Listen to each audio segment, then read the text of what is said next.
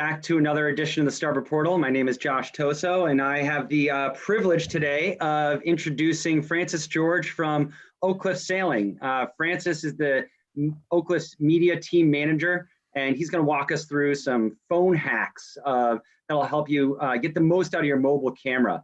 He'll tailor some of the course to onboard reporting in offshore boats, going over topics such as interviewing, shooting B-roll, nighttime and slow shutter photography, recording quotes, creating a shot list, storyboarding your content, and if that's not enough, using your content to negotiate and attract sponsors as well.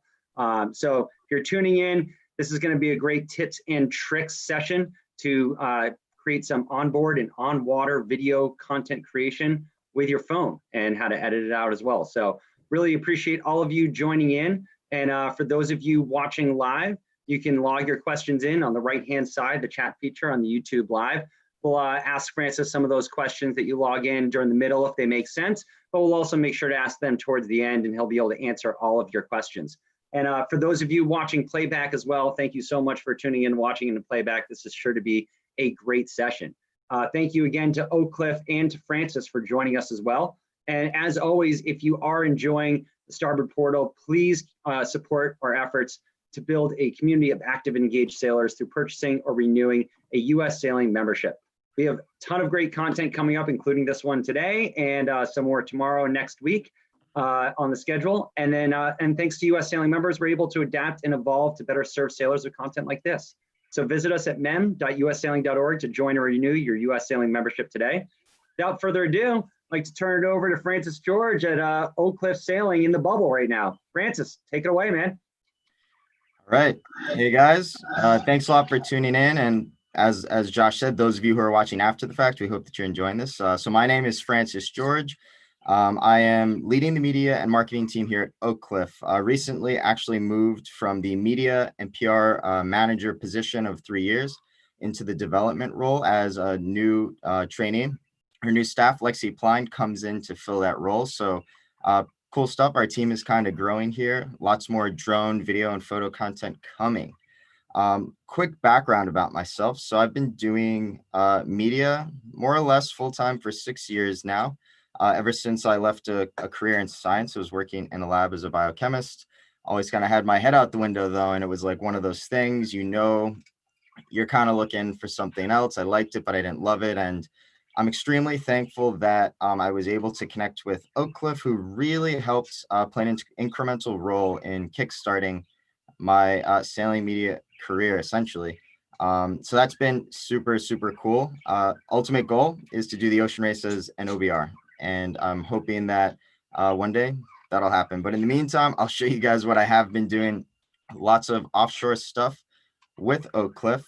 But first, before we kind of show some examples, let's hop right into it. I'm going to share my screen with you guys and go over some photography, videography, basics kind of geared towards the mobile market. Hold on here.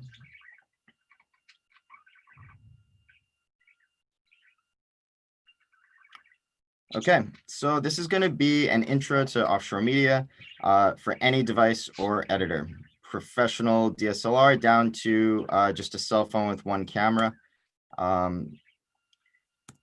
So one of the things that's super important, this is more land-based, but it's important to touch on in terms of creating light and these options here. But when you are doing offshore videography and onboard reporting, you obviously can't shine a white light into your competitor's eyes. You're not going to have top mount LED panels and stuff like that. You're not even going to use the white light on your headlamp. At best, and only occasionally, you're going to use your red light. Otherwise, the lighting is really making the best of natural lighting. So what this is going to involve is when you're positioning the interview subject, you want to keep in mind the angle of attack of wind to your mic or camera, and is their face totally in shadow and you can't see it because the sun is so bright, or the opposite, is it totally blown out? Do they have white sunscreen on and it's just really bright? With cell phones, the dynamic range that you get is less than a DSLR. So the minimum blacks you can get and the maximum whites in one frame are limited. So you want to make sure that your subject's face is relatively kind of neutral, somewhere in the middle, so it's not crunched and it's not blown out. Basics of videography, especially with your cell phone, are just to think like a photographer. Nice compositions with framing using the rigging, the stanchions, other sailors, winches, and you want to get a nice balanced palette of your wide, medium, and tight shots. That way, when you're in the editor, you can set the scene, time of day, where are we, what's the weather like. Then you zoom into some action going on the boat, and then you get like a nice B-roll shot of a hand on a winch grinding. And all of these things will combine to give you an aesthetically appealing full palette to use as B-roll for your audio. In terms of frame rates, you have real time, which for me and what I recommend for you, and I'll explain why in a little bit, is 24 frames per second, not the cell phone standard of 30 frames per second. Slow motion is, of course, going to be any frame rate greater than what you plan on exporting for real time. If you export 30 and shoot 60, that's 2 times slow motion. Like I said, I recommend exporting 24. And so if you can get 120 frames per second slow motion, that's 5 times slow motion, evenly divisible. So there's no interpolation between frames. The computer doesn't have to generate frames or guess where to place them. It just evenly divides, and you get really smooth slow motion. The opposite of slow motion essentially is time lapsing, where you're going to take a longer frame of time and then speed it up and condense it. I'm going to show some examples of these in the next slide where I go over storytelling, so I can give examples of how exactly to fit them in. Sorry. If you were on the Starboard portal with us last week, you know I have birds, and one of them is not a well-behaved bird, so I apologize, but hopefully you guys can hear me all right. So frame rates are your movement through time, and then camera movement is your movement through space. There's a couple different options when you're on land for getting smooth movement. I've linked some here, and those include, as most of you probably know, gimbals. There's some links to cell phone and action camera gimbals, as well as bigger, more robust DSLR and mirrorless gimbals. Sliders are really nice too. There's lots of lightweight ones that are great for the field. And let's start on storytelling. So there's this combination of discovering the story and sticking to a shot list where you make sure to get those key elements in the story in order to tell the story. So for example, if you know it's the Around Block Island race, you know you're going to want to be up for those few hours where they're rounding Block Island, because if you miss those shots of the Around Block Island race, then you've missed a key critical storytelling element. If everybody is flying the kite in the middle of the night and they broach and you are in your bunk, you're going to want to hop out of your bed and go capture those moments of excitement. And so it's a combination of sticking to a storyboard and a shot list. And I have some links here to shot lists for previous shoots that I've done. But it's a combination of that and then just organically discovering what's going on. So everybody's probably heard of B-roll. And there's kind of this new wave of B-roll going around YouTube and even getting into more mainstream digital markets. And so I want to kind of show you guys a little bit of an example of what the difference is between those two. Traditional B-roll is you got your talking head, your audio clip, then you overlay images and video of what they're talking about. That is still very much how you're going to do your onboard reporting. But what contemporary media has really done is taken B-roll, and they still call it that, but it's really A-roll. And so these cool cinematic sequences and montages that add nice, energetic or emotional breaths between the people talking and telling the story. So I'm going to show you guys an example of one of those scenes where I combined both styles of B-rolls in a video I did for the Marblehead to Halifax race last year.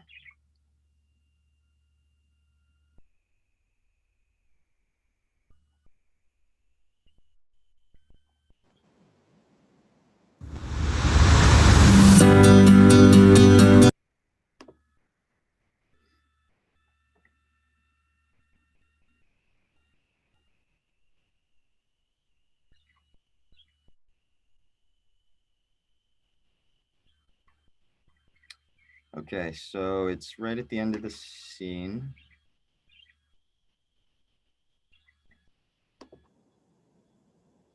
Hi, I'm Kat, and we're keeping Here.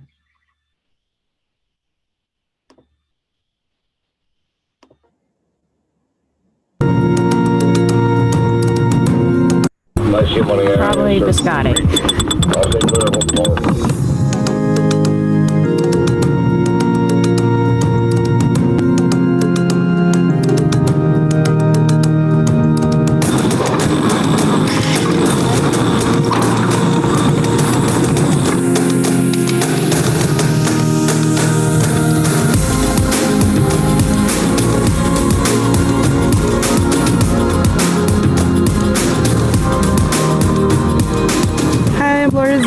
We're here on Oak Cliff Black, going into night 2. We've been trying to find more winds. So far we've been playing with some sail changes. It's been pretty light, but we're hoping for more. We saw red crossed us maybe late morning today. They're taking a way different route further out, so we'll see how that works for them versus what we're doing. So that scene started with a distinctly contemporary, quote unquote, B-roll montage. It's not really B-roll. It was the only thing on screen. It was the main focus of what's going on, and that's the definition of A-roll. But B-roll has become a buzz phrase to describe really aesthetically tightly edited images or video. Now, that's all great, but like you need the story. So it segues into a traditional B-roll format. Talking head, B-roll rolls in to kind of show what's going on. Audio continues, and it's a pretty simple formula, but it's time and tested. It's been used for a long time to tell stories, and it's still a really great way to tell stories. So before I mentioned that I was really encouraging 24 frames per second, and here I'm going to take a little dive into optimizing your cell phone to have a bit more cinematic impact. For years, literally since the 1930s or maybe 40s, somewhere around then, 24 frames per second was standardized as the cinematic standard for film. Now in the digital age, we can shoot with frame rates far beyond that, but Hollywood in particular has still chosen to stick with 24 frames. And there's varying kind of theories for that, but the generally accepted one is that it has a distinct look. It makes you feel like you're entering into a story, into a movie. If you look at, and you can Google this yourself, 24 frames per second versus 48, which is what a lot of big names in Hollywood like James Cameron are pushing for, and Peter Jackson, who did Lord of the Rings. There is such a distinct difference between the two, and you don't notice it immediately, but your eye subconsciously picks up on it. So if you want your footage shot with your cell phone on the boat to have an immediate kind of subconscious impact to your viewer, that this is just a little bit more like they get sucked into the story, this is higher quality, using a 24 frames per second setting is going to be the move.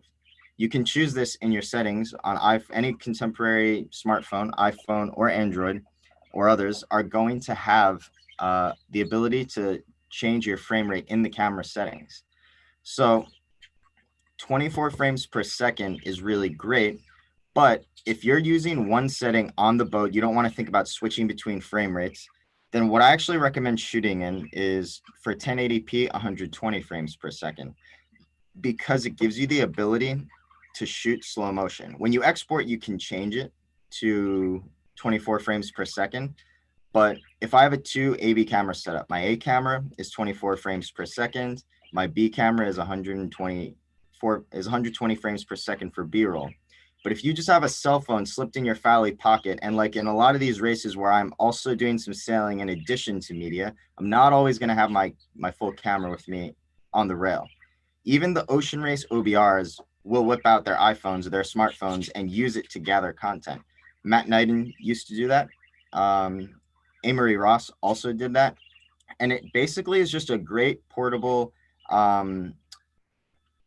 most of the time now, waterproof. You don't even need to get a life-proof case with contemporary phones. Secondary camera that allows you to quickly deploy and shoot.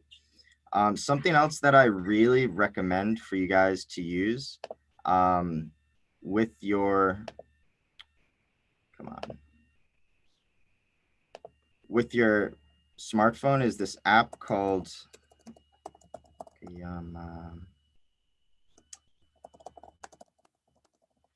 is an app that allows you to shoot in what's called log footage on your iPhone. I don't think they have an Android app yet, which makes me sorely disappointed because I'm now on Android. But what log does, it's a term for shooting video in a really flat look that allows it to capture more data between the low end and the high end. So before I was talking about how the dynamic range between the blackest black and the whitest white on a cell phone is less than a traditional camera. This right here is a little tool that in a really incredible way allows you to expand that range. So right here you have blown out highlights. The roll-offs into the blue are totally washed out. You have fully no detail black right here. And then everything in between is all right. This is what it looks like shot flat. And then when you convert it or color correct it, you notice you retain the blue here. It's not all washed out like it was here. And you have details in these blacks. You haven't lost all of that. So shooting in a log look has become a really popular thing, even though it requires a little post-production work, especially on YouTube. And if you have a little more interest in doing some post-production, this is a great way to make your footage stand out in a really noticeable way from other footage shot on cell phones that are going to look like this. You get a bunch of footage like this where all of the details are preserved and then you correct it in post. And those are kind of the two subconscious decisions that viewers make with frame rate and color profile. They don't notice it necessarily, but there's a certain look with a nice log or flat color profile that's been corrected and 24 frames per second. There's a subconscious decision that's made by the viewer that kind of says, this is cinematic or this is nicer. Something about this stands out a little more. Even the color science is a little bit different here too. You can see there's a little more detail and a little bit more color here in the streets versus this.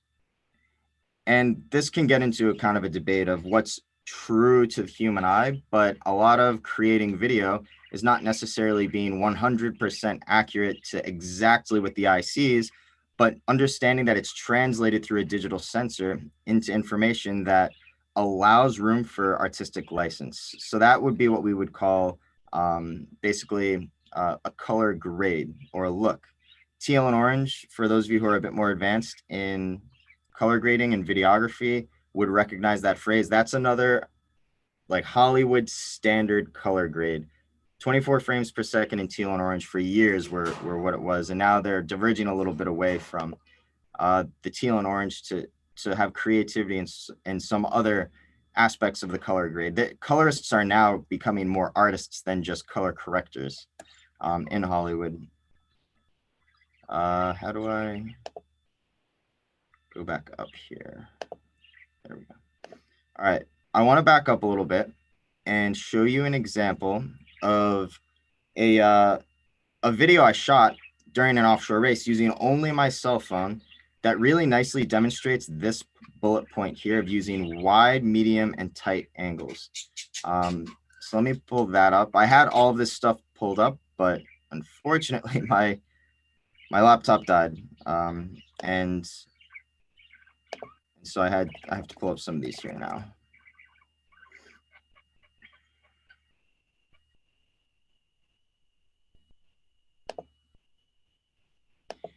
And it wasn't because it wasn't plugged in. It was plugged in, but the battery doesn't work anymore, so it needed to stay plugged in, and my bird pulled out the plug. So that's why they're both in their cage now, complaining and making a lot of noise.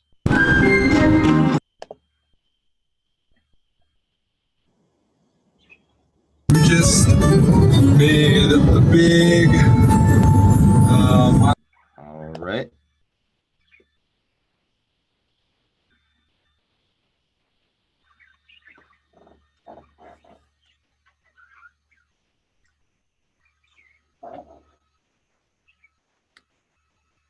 Okay. No, we're going out that way. Oh, yeah, yeah, so look up there. Get on another shot. Next shot on 1,000 water. And I can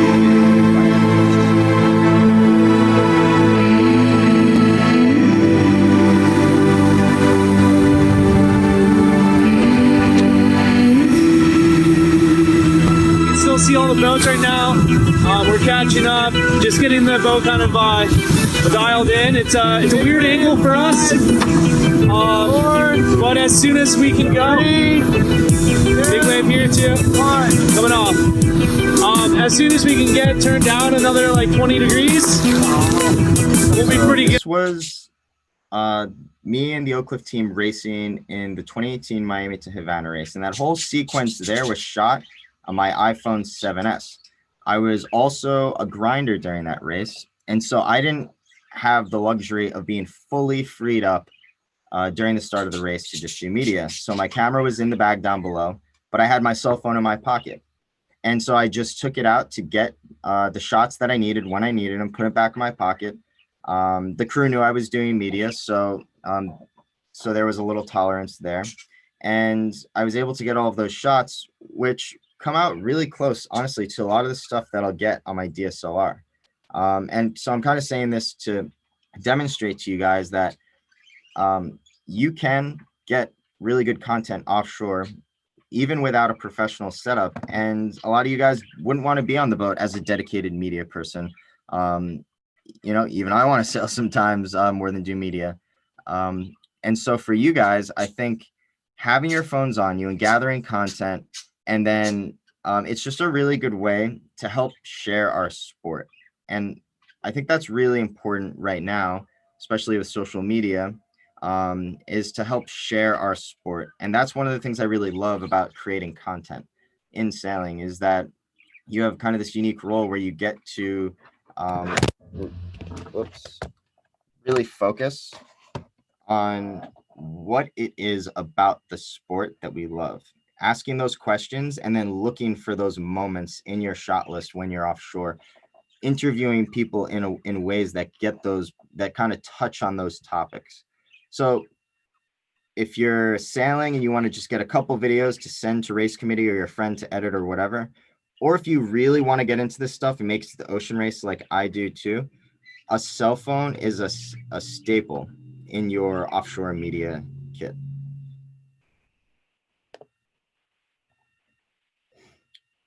Okay, frame rates, real time, slow motion, time lapse. Let me pull up another example of how I worked these into a scene in order to tell the story.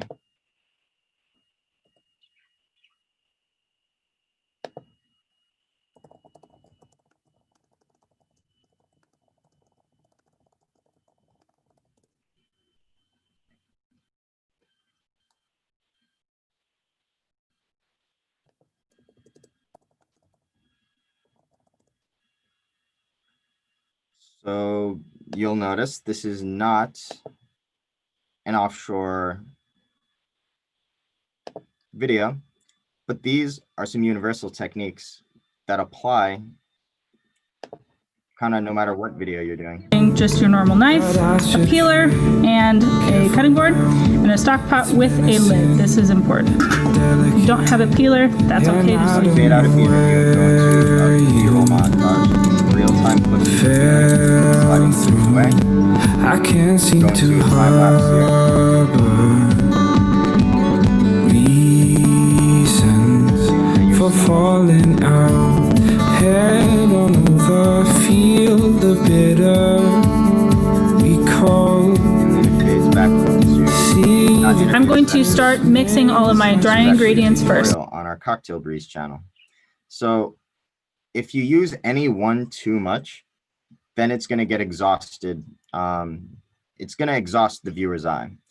When everything is slow motion, then it starts to make you impatient. When things are all time lapsed and whatever, I mean, it's use them to tell the story and add aesthetic value, mix them together, wide, medium, tight, real time, time lapse, and slow motion.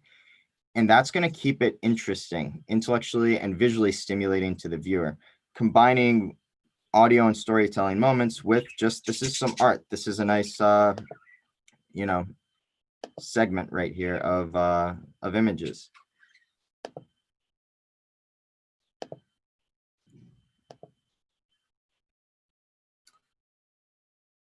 Okay, camera movement. So these here are, like I said, some tools you can use on land to get really smooth movement. But when you're on the boat, you don't have that.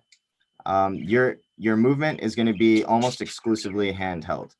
So some little tricks that I'll do on the boat in order to stabilize are have on the bottom of my camera a little tabletop tripod that folds into a grip.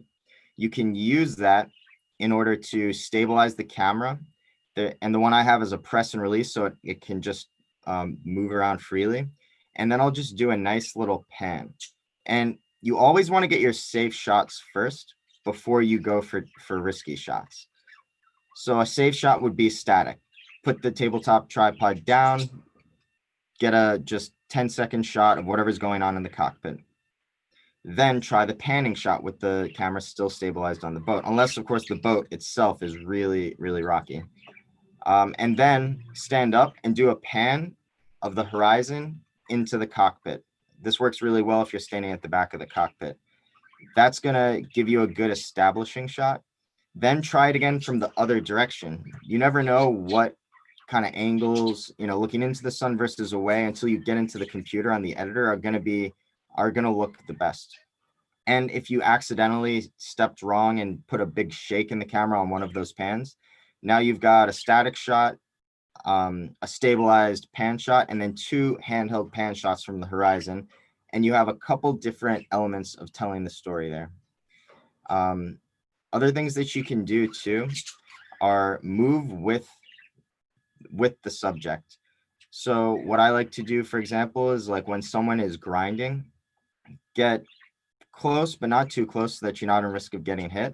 And then follow their hand back and forth as they grind, just subtly. You're not shaking or jerking the camera back and forth, but you're getting a nice little connection with the subject there that's accented by the camera movement.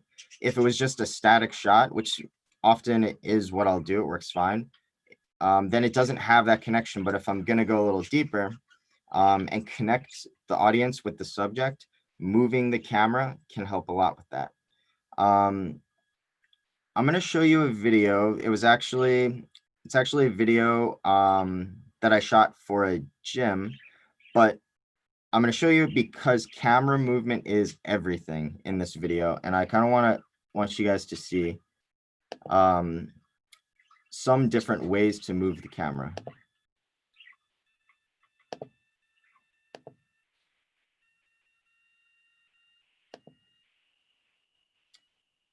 Come on.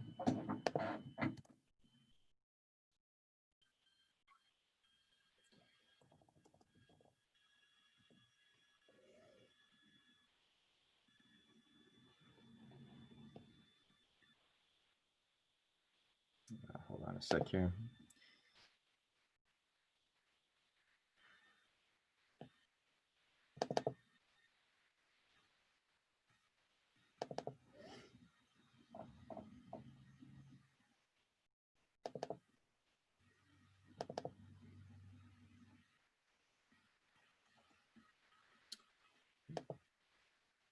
That's not it. Sorry, guys. Hold on.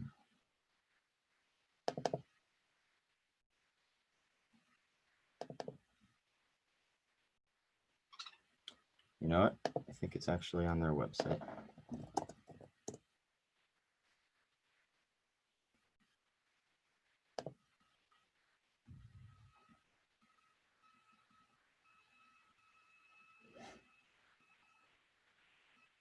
Yeah, here it is.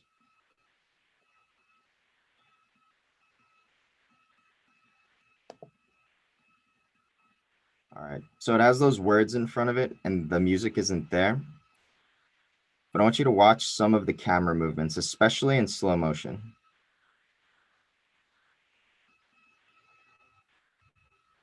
So notice I was trucking left. Here I'm slowly, or you would call it a dolly forward. Here I'm trucking right, crosses a subject, and I masked away a transition to this. Here's a rotating shot around the subject, moving through two objects. Same thing here, truck left. Blurred foreground object adds nice depth to the shot.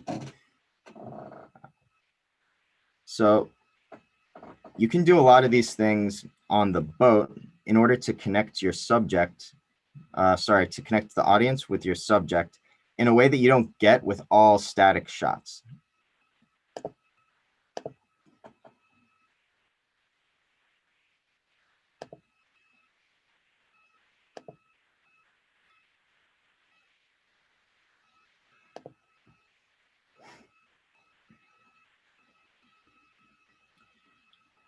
Okay. Before I get to some of the ending stuff, I want to talk about some really good resources for you guys in order to get started. You don't have to go out and pay for professional software. In fact, if you're not that into it, if you just want to turn around some videos, then you don't want professional software. It takes a while to learn. If you just want some quick and easy resources, there are plenty of apps out there. There's a couple linked here that I've used HitFilm, Filmora. I haven't used this one, but all of these have been pretty highly recommended. iMovie is also, I haven't used that one, but I know it's a pretty well-established editor. And then if you want to pay, you can go with what has kind of become industry standard, which is Adobe's Premiere Pro, who kind of took over the throne from Final Cut, which circa 10 years ago was the industry standard video editing software. Something that's kind of, I would say, prosumer oriented is Power Director, which a friend of mine uses. And you can kind of get going for any of these free apps and then quickly graduate to these paid professional apps if that's something that you want to do. In terms of music, I think a lot of people struggle to find good music. These are 3 royalty-free music websites. And they're pretty traditional in the sense that, like, you pay for music, you get to use it. The people making this music are intending its purpose to be royalty-free. So, you get a lot of like hot shot audio editors in other countries who just make music and they crank this stuff out, change the beat a little bit. It sounds kind of generic. Some of it's all right, but you have to wade through a lot of stuff. So I'm going to show you some free and cheap video music resources that have kind of come about in response to this whole new generation of at-home editors. So one that just started this year is called audio.com. And I'm spending some dedicated time here talking about music because it's so important for setting the tone of your video. Whether it's just finding a nice beat or song to do kind of a nice B-roll montage to, or it's to bring out the emotion of what's going on in the video. Actually, I have a really good offshore video I'll show you next that really demonstrates the power of music in setting the tone in a video. So this is audio.com, startup that launched this year. And the cool thing about them is that these are not royalty-free artists. These are real artists, mostly indie, but you have a lot of pop, some hip hop, and a ton of composers here in this atmospheric section. And these artists will allow you through this system to get an automated, personalized license to use their music on a variety of outlets, internet, streaming, and even TV. And because they're real artists who still retain rights to their music to use and monetize, and they're not just selling carte blanche the rights to their music, they're licensing it out to you. Because they're real artists, it's much better music. And so I get all of my indie music right here, and I have it all organized in my own, my personal terms here for what makes sense to my mind, kind of, what I would think of describing these songs if I needed to place them into an edit. There's also a whole new genre of free license music labels. So what that means is they have artists, they're like a regular music label, but they have a Spotify channel, or they have a YouTube channel, or most often both. And when an artist's song is posted on the YouTube channel, it immediately becomes eligible to be used in a video production for free, as long as you give them they have like a little cut and paste. Seamless transitions with sound They have effects. a little cut and paste, you know, this is who this song is by, give credit to, whatever. So when you are using this track, we simply ask that you put this in your description. And then you can use it on, I think this might be limited to YouTube. I'm not sure. You'll have to check with each. They have a whole policy, but I know at least for digital social media distribution, you can get a lot of really great music. And I get all of my electronic music here because that's mostly what it is. Another one is Magic Music. They're basically the same thing, regular music label, but they allow certain songs that are posted on their designated channels to be used royalty-free in social media, online, and YouTube video productions. So this again is really electronic. And that's where I kind of go in order to source all of that.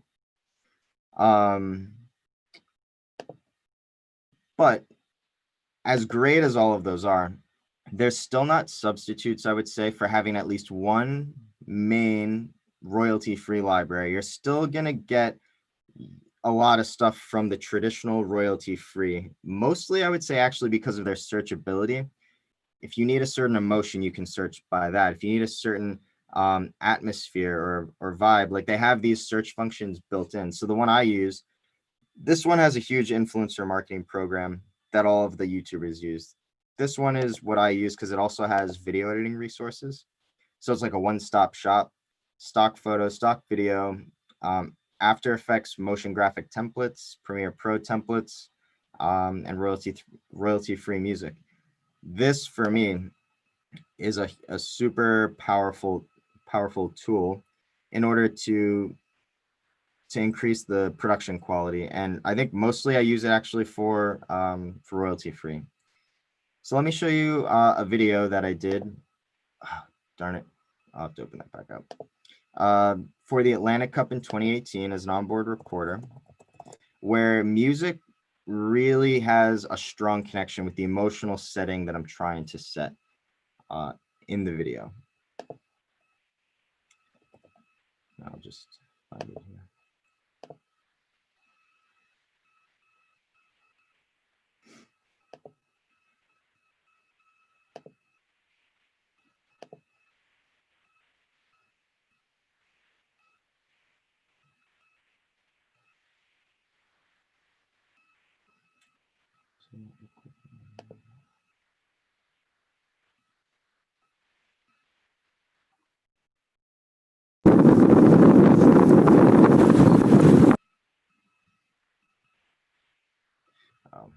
I must have forgotten to put it under the offshore playlist. Let me see.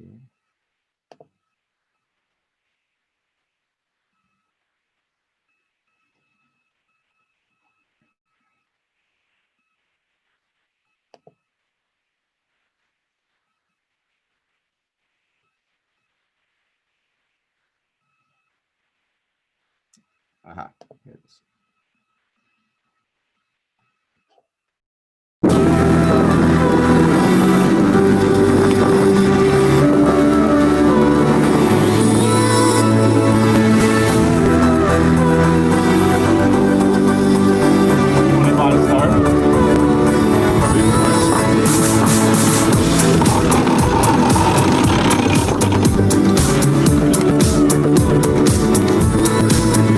Y'all want to stand here?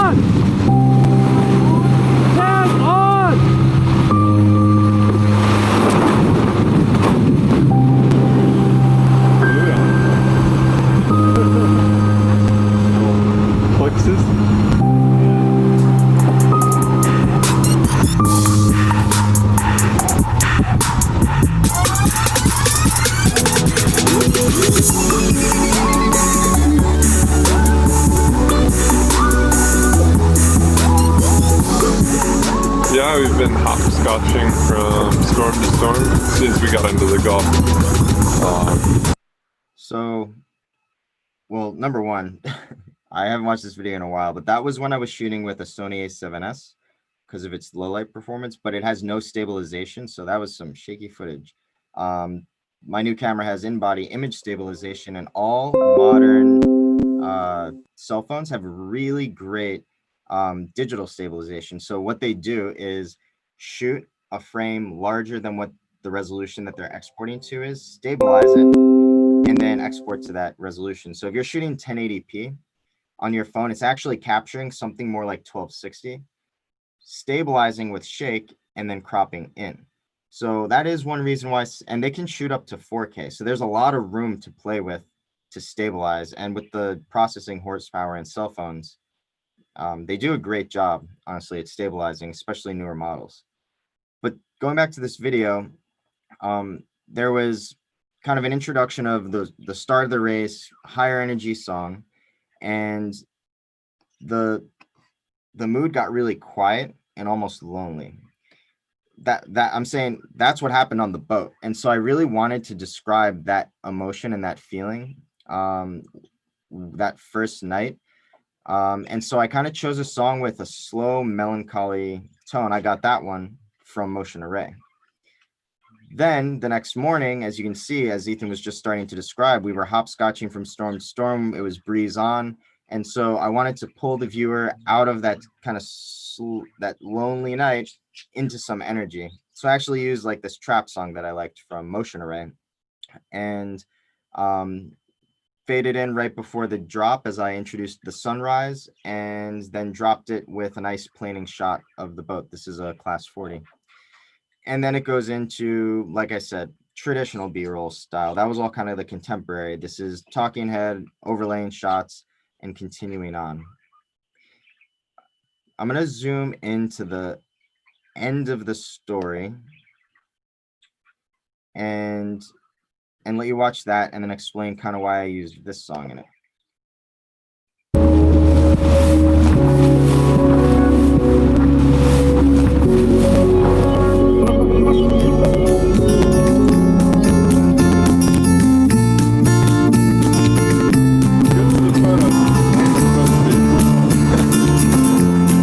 I don't know. We're at 8.5.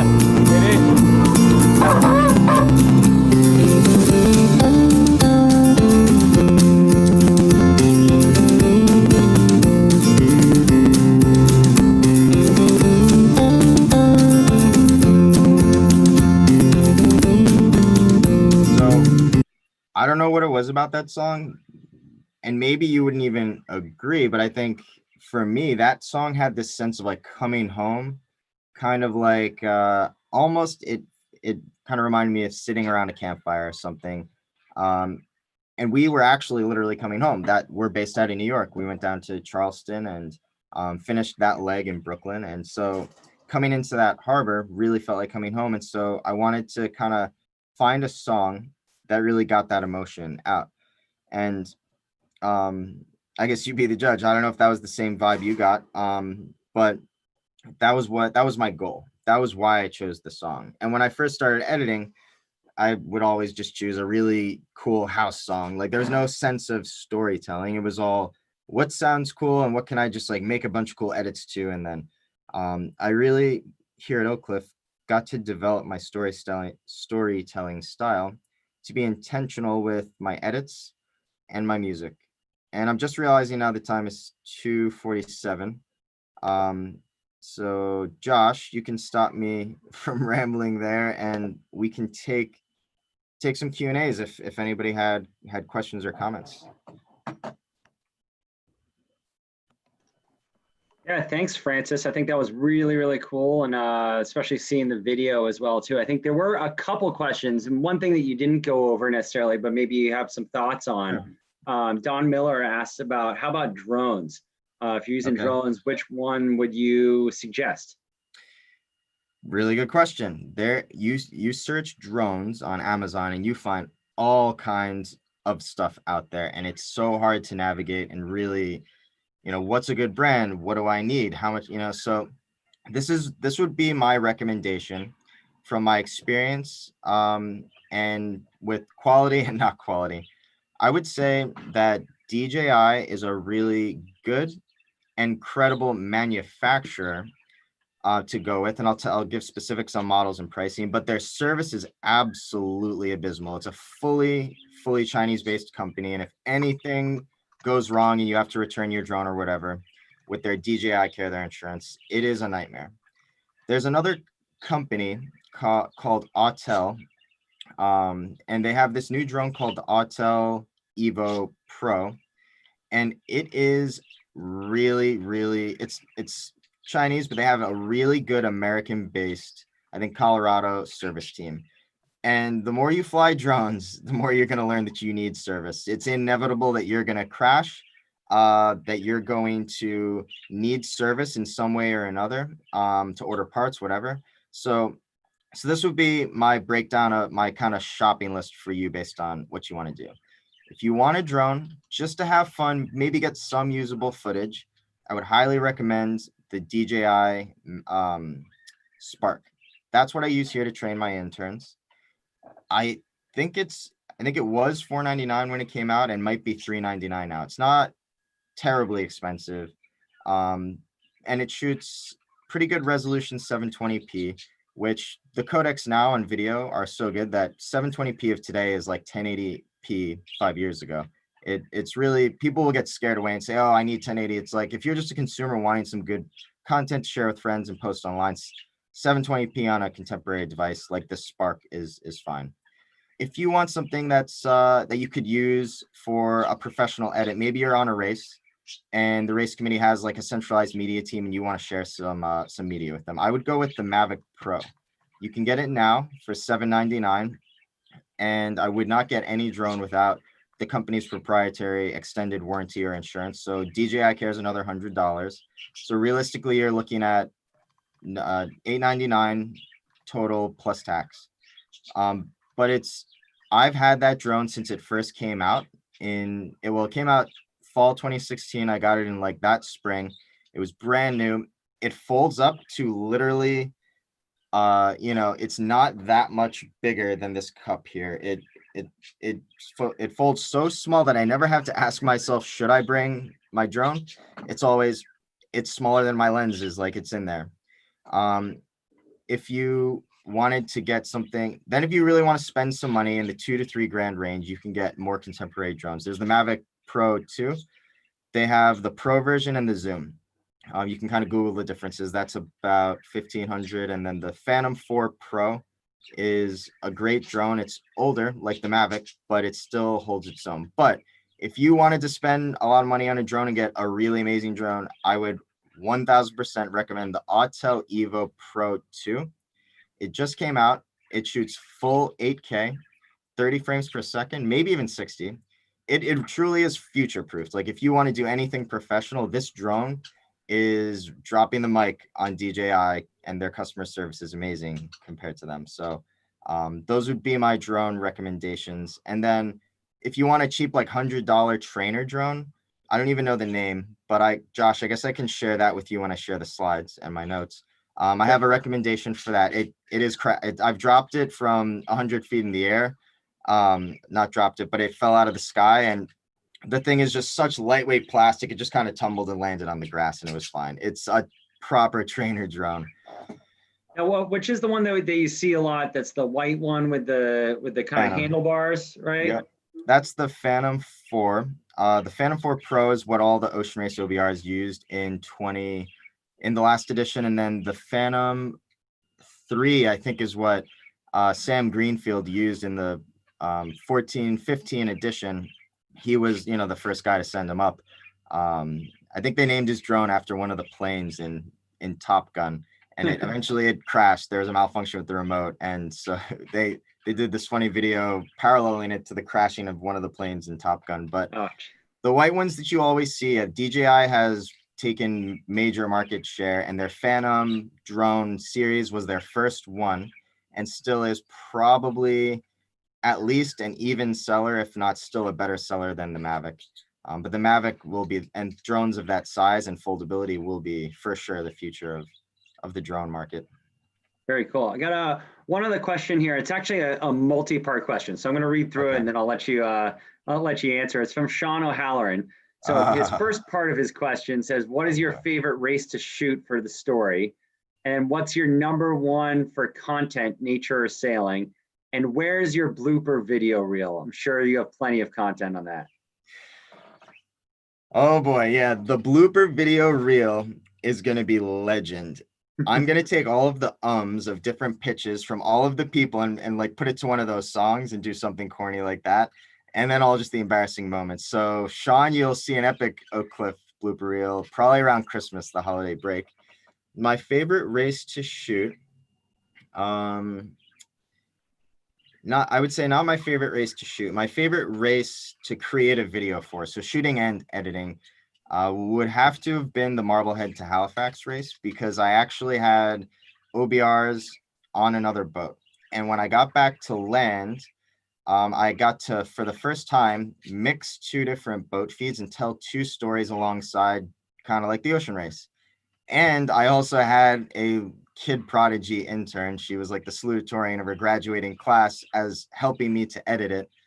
And it took us weeks. Like, we were in the trenches going through hours and hours of footage, and we created a video that I am really proud of and really, really enjoyed making and editing. And there was just like lots of emotion, lots of good racy stuff and technical, in my mind, it was a really well balanced video that was a ton of fun to shoot.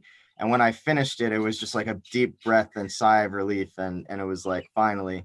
And then I think Sean said, what was my favorite subject to shoot? Was nature or sailing? I mean, yeah, I'd have to go with sailing for sure. I mean, you get some nature-esque shots with sunset, sunrise, but there's some action, and taking the full umbrella of sailing, you can get some like epic slow motion of the foiling boats, and then be offshore and have the wide angle and do some nighttime slow shutter photography. And I know I didn't touch quite on all of those things that I had in that list, but I am going to be doing a YouTube channel. And so if anybody, you can kind of direct them, I'll give you the link, wants to subscribe. Maybe that will be the kick in the butt I need to finally get it going. I made like 2 videos where I can really do a deep dive into this stuff. So cool. Thanks for the good questions there, Sean. Yeah. And we got one more question came in from Rusty Lehman. He said, what do you recommend for live streaming video in real time or semi-real time? Software or hardware? Just says, what do you recommend? I'm guessing he probably means software in terms of what platform. But yeah.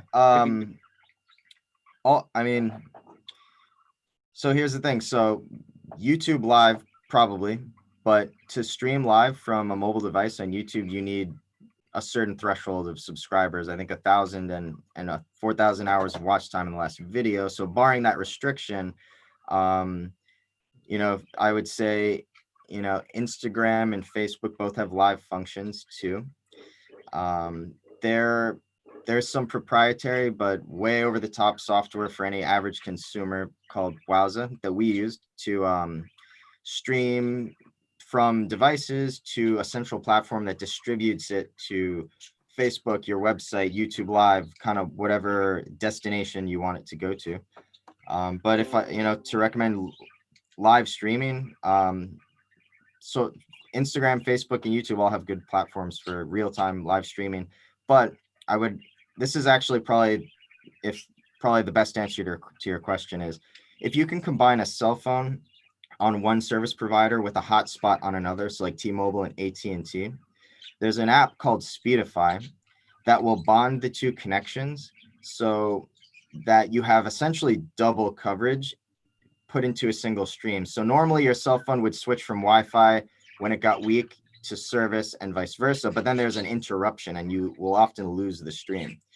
Speedify bonds it into a central VPN connection and then allows you to have double coverage without interruption for live streaming. And that's what we did for our Melgis 24 double-handed offshore event. Each of the boats had a Verizon cell phone on the back with a T-Mobile hotspot bonded to Speedify, live streamed for over 24 hours to Wowza, which we then distributed to our website, Facebook, etc.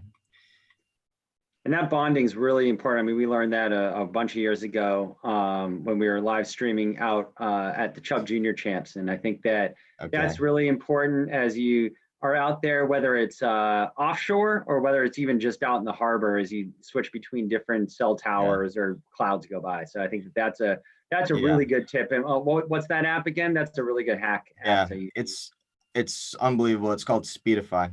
Speedify. We'll definitely take a look at that.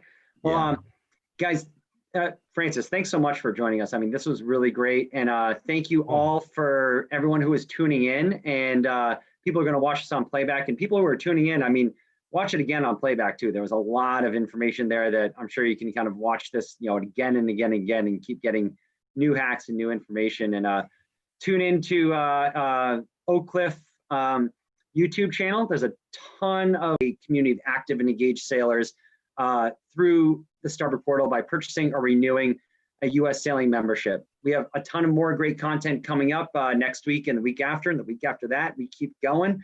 And thanks to U.S. sailing members, we're able to adapt and evolve to better serve sailors with content like this. So join us at mem.ussailing.org and join or renew your U.S. sailing membership today.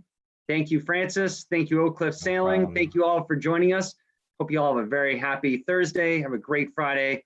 Have a very happy Father's Day for all you fathers out there this weekend. Thanks a ton. I'll see you guys later. Cheers, guys. Thanks.